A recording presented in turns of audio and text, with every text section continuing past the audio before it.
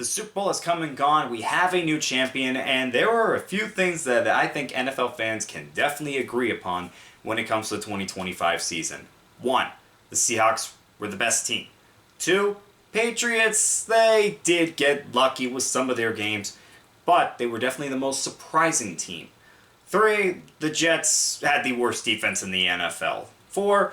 The Browns' offense was a complete disaster, and probably the last one, the Ravens were the most disappointing team, which just leads to this question I have. What the heck happened to them?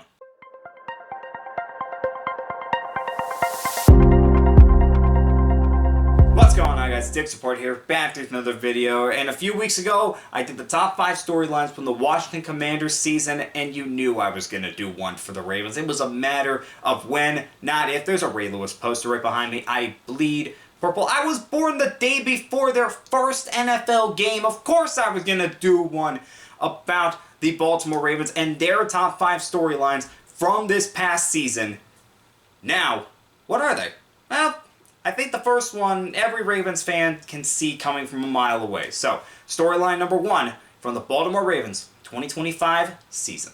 I'm going to rattle off some numbers from you. Starting with the best one of the bunch, they were 10th best in the NFL in rushing yards allowed. That's where the good news ends, because they were 18th in points allowed, they were 9th worst in total yards allowed, and tied with the Indianapolis Colts for 2nd worst in the NFL in passing yards allowed. For the 2nd year in a row, the Ravens defense just wasn't good, and there was no second half rebound to them. They were just bad. Really bad. And it all started in week 1 when they gave up that huge lead against the Buffalo Bills. Now, I know the Derrick Henry fumble and the offense kind of sputtered, but it never should have gotten to the point where Buffalo was able to come back in that game. It never should have gotten to that, and that's just what's been going on with the Ravens lately. And it just hit the fan this year, again, starting in week 1, and some of those games, I mean, they gave up a lot of points to the Chiefs, gave up a lot of points to the Texans. In the final week against the Steelers, twice the Ravens offense drives down the field in the 4th quarter to take the lead, and both times the very next drive, the defense gave the lead right back to the Steelers. I don't know what more I have to say to let you believe that this was a bad defense this year. It was probably the worst defense the Ravens have had since their first year in the NFL back in 1996. That's how bad this defense was. And at the end of the day, you have to look at the top guy, which was Zach Orr. When Mike Macdonald left and they promoted Zach Orr, there was some concern that, is he being promoted too early?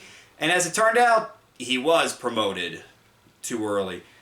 Orr was just not ready to be a defensive coordinator, and it's part of the reason as to why he's no longer with the Baltimore Ravens, why they don't have him as a defensive coordinator anymore. It's another former Raven, Anthony Weaver, that is now the defensive coordinator. And also, I think it's a main reason as to why they went with Jesse Minter, a defensive-minded guy, as their head coach instead of an offensive-minded coach like a lot of people thought they were going to go with, because the defense needs to be improved much more than this offense. This offense is going to be fine.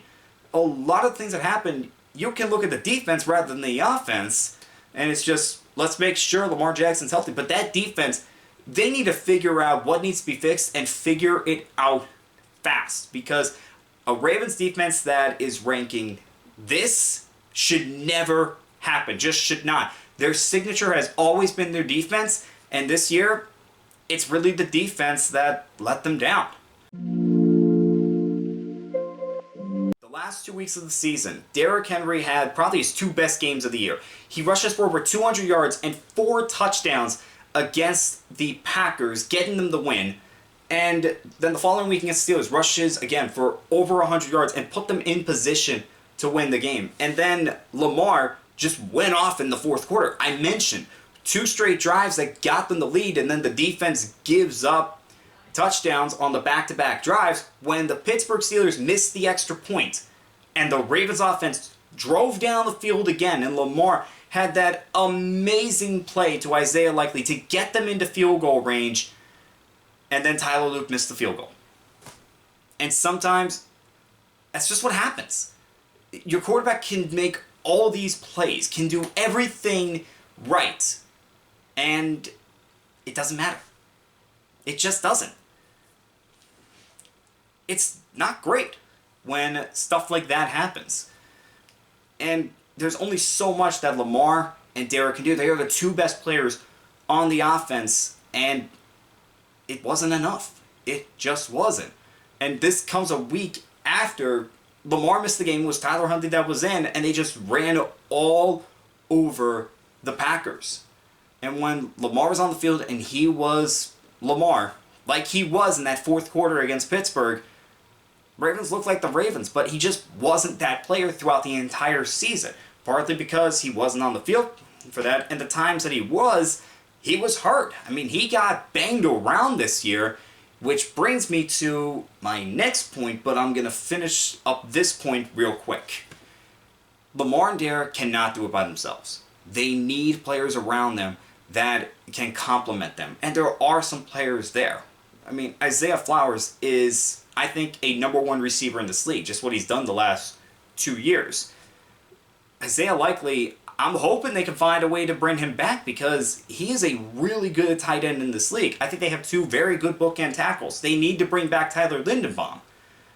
With what this Ravens offense has and what they can do to improve it, I'm not too concerned about that. They just got to make the right moves in the offseason and just have a defense that, once again, is just get it back to a top 15 unit. That's all I think you really need. Just bring it back to a top 15 unit and get the pieces around Lamar and Derek, and the Ravens can be back in the playoffs in 2026. But let me move on to the next storyline.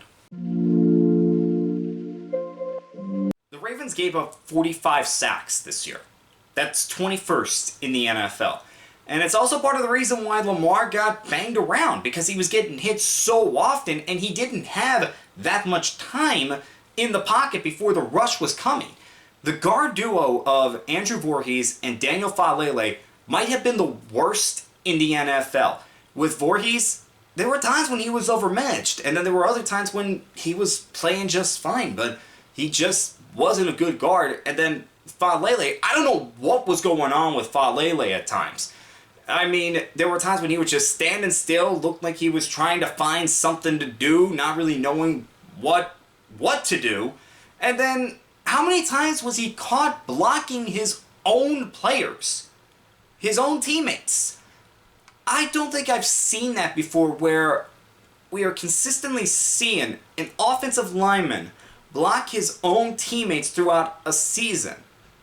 It's insane how often that was. I can think of at least 4 times we saw that during the season, and it might have been even more. That's not good if you're blocking your own players that often. So the guard positions, they gotta be improved. Falele is a free agent. You cannot resign him. DaCosta, hear me out. You cannot re-sign Falele. I know you really like this guy, but he should not be back as a Raven. He just doesn't have the instincts that you want to see from an offensive lineman. He proved that throughout the season. And Voorhees needs competition. I'm going to say he needs competition to prove that maybe he can improve. I don't know. But the offensive line, it wasn't great. And when you have Ronnie Stanley, who has dealt with injuries throughout his career, he's getting older. Roger Rosengard, who you're hoping can turn into a stalwart at right tackle, didn't really have the season that we thought he could have. But then again, when you're dealing with the two guard positions not being great, there's put so much pressure on the tackles. And then Linderbaum is the best center in the NFL. I'm saying he's the best center. The Ravens need him back. Okay, the fact that they did not put the 5th-year option on him, and they're probably not going to put the franchise tag on him, they got to get an extension done with him now. They have to get that extension done, or else they are going to lose him in free agency. So Ravens have a lot of work to do with the offensive line, and I'm confident they can make the right moves. I just hope that DaCosta sees what needs to be done. If he can see that, I'm confident he's going to get the right people on the offensive line in 2026. But this year, wasn't great. You know, this has been a problem for the Ravens for a while now. It's been a problem for about as long as the blown leads have been a problem. The fact that players are completely being misused at times. Think about it this way. Odafe Owe has 0 sacks while with the Ravens this year after hitting double-digit in 2024. Then he gets traded to the Chargers, has 7.5 throughout his time there, and also makes a big impact against the Patriots in the playoff game. How does that happen?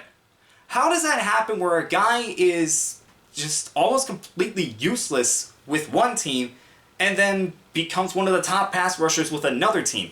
That tells me that he's being misused, and you can see that throughout the season.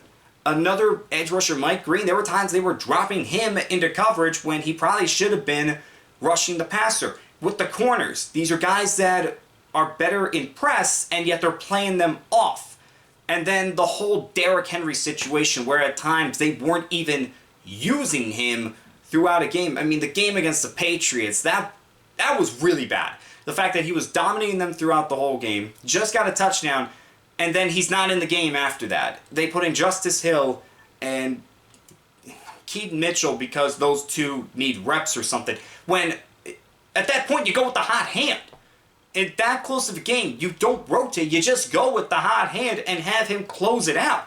Okay, they can get their reps in another game. What is John Harbaugh thinking with that? That's what was going through my mind, why it was so often when the Ravens had something that was working and then he completely changes it up. And it wasn't just in 2025. I remember a game against the Browns a few years ago. Yeah, they were down in the game, but the rushing game was working. There was still enough time for them to get a big play in the running game, and a big play was coming because the Browns could not stop the run. A big play was coming. All they needed was one big play in the running game. They were right back in it. And yet they just threw the ball all over the place the rest of the game, and they lost. They lost the game. And they could have won it had they been running the football. It's to that point where if you're misusing these players so often, why are you still there? And I think when it comes to the blown leads, when it comes to really the misuse, and when it comes to the struggles that we've seen on both sides of the ball this year, that's why Harbaugh's no longer here. That's why he was let go, and it was the right move to make. It was the right move to make. You know, it's kind of weird how when it comes to the play of their players, the Ravens and Orioles had similar years. Both of them experienced a downfall when it came to the play of the players on the team. And with the Ravens, you had Lamar getting hurt, and when he was on the field, he wasn't always Lamar, and the injuries definitely had something to do with that. Zay Flowers at times had a case of the drops. You had Rashad Bateman completely be a shell of what he was in 2024. Isaiah Likely had downfall in his play. Mark Andrews continued his downward. And I mentioned the offensive line, what was going on there. On the defensive side, you had Roquan Smith not look like the all-pro linebacker that we have been accustomed to seeing. And Marlon Humphrey did not have a great season. Neither did Nate Wiggins. He didn't take that next step. Ardarius Washington got hurt. He missed most of the season. And you also had guys on the defensive line. I mentioned Dafe Owe. Mike Green, he had not the impact you wanted to see out of a guy that really was expected to be a huge part of the pass rush. Kyle Van Noy did not have as great of a season. Nnamdi Metabuke, he has a neck injury. We have no idea if he's ever going to play again. There is a good chance he might not play again. I think a lot of Ravens fans are extremely concerned. Now, there were players that were able to expand on their play and really play good. Kyle Hamilton, I mean, he's the best safety in the NFL. He is one of the probably top 10 defensive players in the NFL, and that's me being conservative. And then Travis Jones had a breakout season. There's a reason why they gave him a contract extension. But all in all, it really was a downward spiral for some of these players. And you're hoping that in 2026 they can improve on their play. I mean, Marlon Humphrey is getting up there in age. I mentioned Ronnie Stanley's starting to get up there in age. Lamar, if he can stay healthy, I do believe. I mean, he's a two-time MVP. He's gotten better as a quarterback every single year he's been in the NFL. I still have firm belief in Lamar. Hoping Derrick Henry still has one more good season in him, because right now he is in his 30s. So right now, the Baltimore Ravens, they are kind of at a crossroads when it comes to what can be expected for them in the future. And that's just something that head coach Jesse Minter, defensive coordinator Anthony Weaver, and offense coordinator Declan Doyle have to figure out in 2026. And as far as the new head coach, I love the hire of Minter. I really love the hire of Minter. I mentioned it earlier, defensive-minded coach. That's the way they should have gone, because the defense was so bad last year, and it's just the signature of this team. I really like what Doyle and the Chicago Bear coaches were able to do with Caleb Williams and that offense, getting them the number 2 seed. And then Anthony Weaver, he is a former Raven. I know the time with the Dolphins wasn't great, but the Dolphins don't really have as much pieces on defense as other teams he probably could have gone to.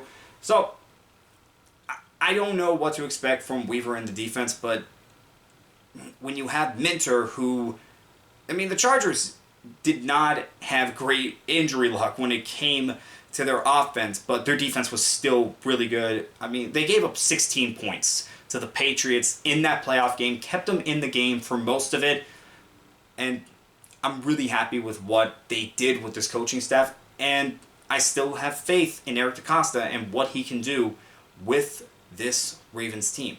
I definitely feel like they are in good position to make some moves this offseason, and yeah, I'm hoping that this team can get back to the playoffs in 2026, be Super Bowl contenders again, and that this was just a blip on the radar, and then we're going to come back to this year and we're just going to say, it happens, all right? Teams are going to have bad years, but it's how you learn from those seasons and being able to improve as a team to make sure that that does not happen again.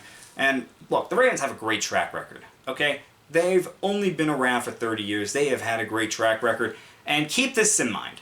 Their 10th, their 20th, and their 30th anniversary seasons have not been great. Their 10-year, 6-10. Their 20th year, 5-11. And this year, 9-8. Losing years every single year. It just hasn't been good for them these years. And that's all I really got to say. Alright guys, so those were the 5 storylines from the Ravens 2025 season. Let me know what you think down in the comments below. Is there a storyline that I missed? What do you think the Ravens are going to do in free agency? And as always, I'll see you guys next time.